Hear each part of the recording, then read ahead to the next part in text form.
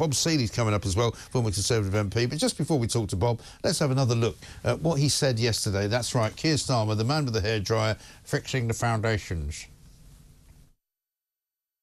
Fixing the foundations is like finding damp in your wall.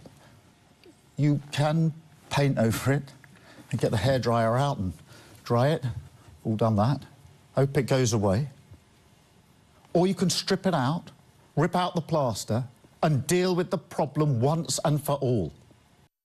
Yeah. I don't know what on earth he's talking about. Nobody knows what he's talking about. Bob Seeley, he says we've all done it. I don't think I've ever done it. I've never fired a hairdryer on paint or on dampness in the wall. In fact, we've had quite a few DIY enthusiasts on saying, what a complete and utter plonker. Nobody does that.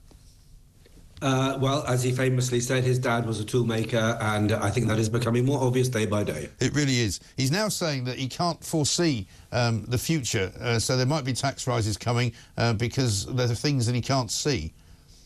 Yeah, I don't really know where to start. I mean, I'm not quite sure where to start, Mike. By the way, good morning. And good morning. Sorry, Bob. Yeah.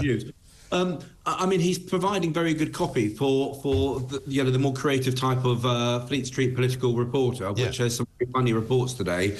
On a serious note, the man is completely out of his depth, and so is this government. Yeah. I'm not saying everything was great with the past government, but actually, Keir Starmer, one of his great achievements is to actually remind us that Rishi was actually in many ways a pretty good Prime Minister. We didn't grip immigration. There were one or two there were some, big things that we didn't do that we should have done. But, when we left, the economy was the fastest growing in the G7. Now we are talked into, and because of the dreadful budget from Rachel and accounts, we're being pushed into recession. So it's kind of breathtaking to me as to how incompetent they are. I mean, I knew they wouldn't be good, and I said this before they got in, that, very few of them, apart from Pat McFadden and Ed Miliband, have ever actually been in a government before. And I just thought to myself, they might not know how to do it, but I didn't really realise they'd be this bad.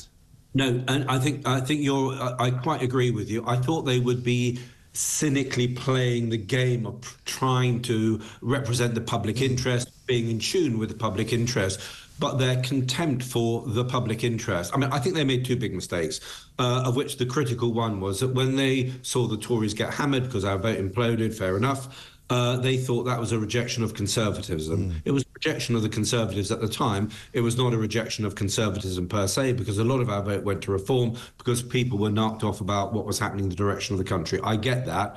But actually, the Labour government are simply making everything much, much worse, whether it's on the economy or whether it's on immigration. Net zero. Ed Miliband is probably the most destructive minister in this country. This man is going to do a lot of damage to our country before, probably in about 2 years, the Labour Party have an absolute panic and meltdown over net zero and realise the potential disaster. I'm not saying we shouldn't be greener. We all agree that we should.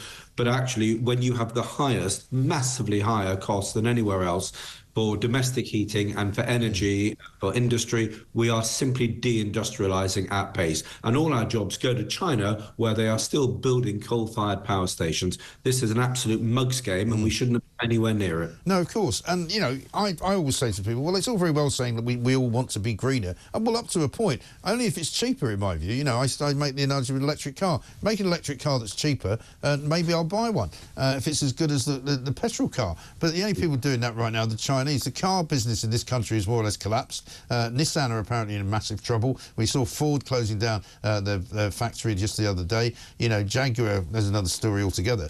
But European car manufacturing has literally just folded because of the Chinese being allowed to make cheap cars and bring them in. Funnily enough, Donald Trump is going to stop them from doing that, because he says if they try and do that, they need to put the factory in America. Yeah, I mean, let's see. I'm not sure trade wars ever actually help the people who start them, but let's see. But look, it's absolutely true that, terrible naivety on the part of the government. They go to China and they simply suck up to them and say, let's trade. And one of the problems with the Chinese, as we know, that they're playing the World Trade Organization rules to their benefit massively. So they steal lots of IP, they produce it at very sort of below cost because they get very cheap loans from the Chinese state. They put other companies and other states out of other companies and other industries out of business, and they set to dominate the future. That is a political plan they have. It's all written down for people who want to see it, and our governments simply ignore this, and they are impovering us and damaging our future in doing it. Yes, absolutely right. Let me get your thoughts on one final thing. Sir Sadiq Khan. Can you bring yourself to imagine that? No, I think he's been a disaster as mayor. Yeah. I mean, what's he done? He hasn't built. He's ruined London, as far as I'm concerned. He hasn't built any homes. He's got into Twitter spats with people. He's the ultimate virtue signalling mediocrity. And how many kids have been stabbed? How many dead? 350 stabbed? Something like that. Yeah, I mean, so since he's been mayor, I think it's over 1,000. Yeah, well, presumably he's getting a knighthood for services to knife crime. Yeah, it's shocking, absolutely shocking. Bob, good to see you. Sorry it's so short. Thank you very much indeed. Bob Seeley there with his take on Sadiq Khan getting a knighthood. Unbelievable.